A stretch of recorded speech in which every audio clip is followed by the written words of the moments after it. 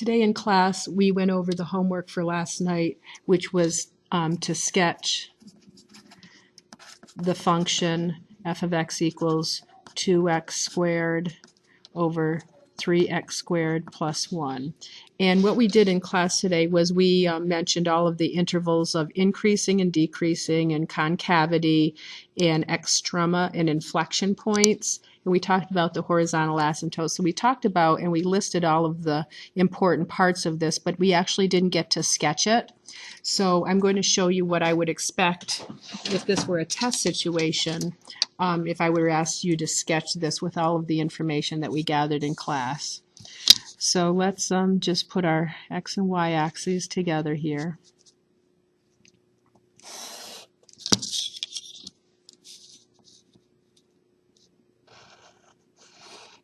And you have noticed that the numbers are quite small in this, like the horizontal asymptote is y equals 2/3. So I'm going to put the number 1 here. I'm going to make this kind of big, and the number 1 here, and then I'm going to go out to -1 and +1 on the x and y axis, because our numbers really don't get much, the important numbers anyways, don't go beyond that. So let's sketch out the horizontal asymptote first, which is y equals 2/3. Using a dotted line. So y equals 2/3. So what we know is when x goes to infinity that the graph is going to approach it. Well, we also figured out that the minimum value, the extrema, was 0, 0.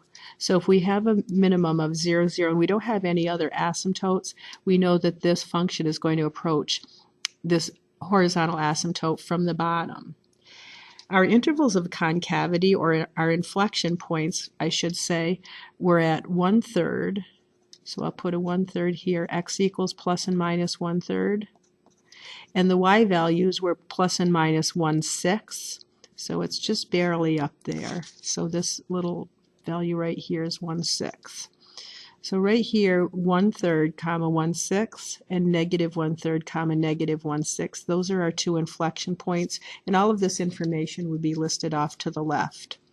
Well, we have a concavity change. We have a concave up section going from 1/3 to -1/3. So what we want to do is really make sure that the graph looks like it's concave up in that section of the graph. It's kind of hard to see this part of it on a graphing calculator if you happen to put it into your graphing calculator. So there's our concave up.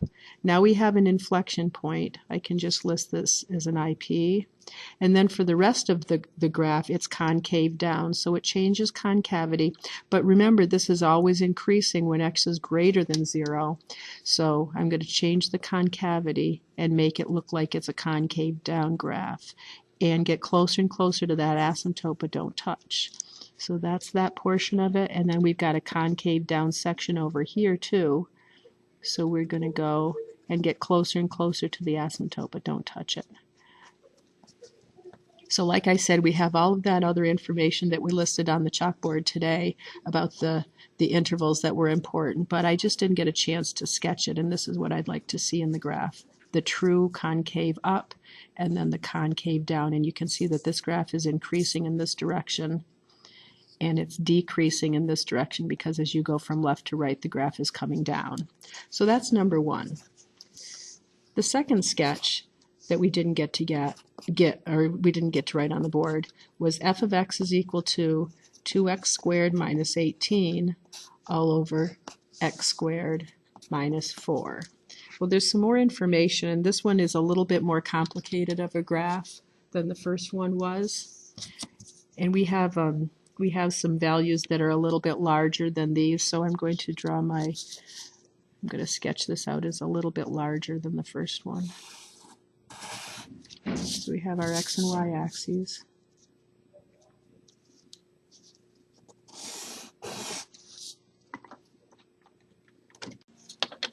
There's a little bit more involved in the second one because we have two vertical asymptotes.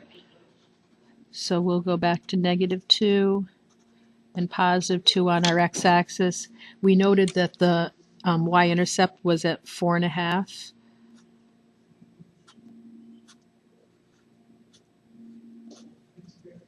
So here's the y-intercept, which also we identified as a local min. We had a horizontal asymptote at y equals 2. So let's start drawing in these asymptotes with dotted lines. Here's y equals 2. And if I want to draw this straight, I better use my straight edge. Here's x equals -2 and x equals +2. So here's a min, and it said that we have concavity between -2 and +2. Our concavity was concave up, so it's going to look like this, which makes sense. And our first derivative test said that this graph is decreasing from -2 to 0. So here's the decreasing portion, concave up. And we said it was increasing from x equals 0 to +2. So this kind of all makes sense with the first derivative and the second derivative. Okay, the next thing we're going to do is we're going to talk about which one of these 4 areas the rest of the graph is going to be going in. Well, we said that we had a concave down portion of the graph, and the graph was decreasing from -infinity to -2. Well, if the graph is decreasing, then it's coming down, and it would have to pass over this horizontal asymptote if it were up in this quadrant. So it's really not up in this quadrant, it's down in this quadrant. So what we have is, oh, and we also wanted to see if there were any X-intercepts. So the X-intercept on this is when y equals 0. So when y equals 0, x equals 0. No, I'm sorry. When y equals 0, x equals plus or minus 3, because the numerator gets factored into 2 times x squared minus 9, which is x plus 3 and x minus 3. Sorry about that. So we have, here's our x-intercept number 1 at -3. Here's our x-intercept number 2 at +3. And then we have this graph we said was decreasing and concave down at the same time in this area. And it gets closer and closer to that horizontal asymptote. And then this part of the graph we said was increasing, and it gets closer and closer to that vertical asymptote and that horizontal asymptote. So without putting any other points on this besides the x and y intercept, we can draw a pretty good graph of this if we note the concavity and whether the graph is increasing or decreasing in the intervals that we stated. The next one, number 3, was the particle movement. Remember I said I wanted all aspects of particle movement, so the time goes between 0 and 2 pi, and I want up on the top a v of t sine table, and down at the bottom an a of t sine of table. So we had all those important numbers, all those important values of t, all the multiples of pi over 4, all the odd multiples of pi over 4. So you can start out, this is not in our domain and neither is this, so you can start out, like I said, this is 45 degrees. So remember our v of t was equal to 8 cosine of 2t. So if you plug in an angle between 0 and 45 degrees, a nice angle is 30 degrees. And if you do 8 times the cosine of 2 times 30, you get 8 times the cosine of 60, which is a positive. All we want is pluses or minuses. But the a of t turned out to be -16 sine of 2t. So if we plugged in 30 degrees into this, we get -16 times the sine of 60 degrees, which would give us a negative value. And so what we have here, oh, the initial velocity when t equals 0 is 8 times the cosine of 0, which is 8 times 1, which is 8. So we have an initial velocity of 8, but it's slowing down until you get to this point right here. When you plug in pi over 4 into the velocity function, you'll get a 0. So it actually stops here, And we can see if it turns around or not by plugging a number between 45 degrees and 90 degrees. Well, a nice angle between 45 and 90 degrees is 60 degrees. So if we plugged in 60 degrees into 2t, we get 8 times the cosine of 2 times 60, which is 8 times the cosine of 120. Now 120 degrees is in quadrant 2. Cosine is negative in quadrant 2, so 8 times a negative number would give you a negative value. On the other hand, if you plugged in 60 degrees into negative 16 sine, you'd get negative 16 times the sine of a quadrant 2 angle. And remember, in quadrant 2, sine is positive. So you'd have a negative 16 times a positive number, which would give you a negative number.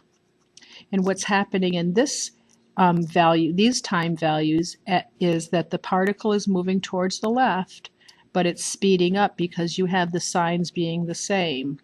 So what I'd like you to do is just determine an angle between 90 and 135, between 135 and 180 degrees. I'm talking about degrees because usually it's easier to think in terms of degrees. And set up your plus minus table for your v function, your plus minus table for your acceleration. And if you have a minus minus or a plus plus, you know it's speeding up. Here it's slowing down, and you know when the particle actually turns around. And then when you plug in x of all of these values here, like x of 0, x of each one of these, you know where on the x-axis this particle is going to be. So I want you to find all of those x of t values when t is equal to that, and that will give you the distance traveled if you just write it on the x-axis.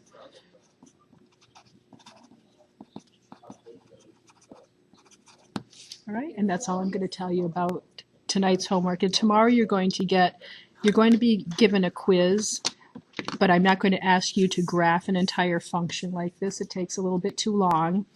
And I'm also, with the particle movement, I'm not going to give you any trig to do because trig sometimes takes a little bit too long. So it's just going to be a basic test about, or a basic quiz about rational functions and particle movement, including distance traveled. So that's it, and have a nice night. I'll see you tomorrow.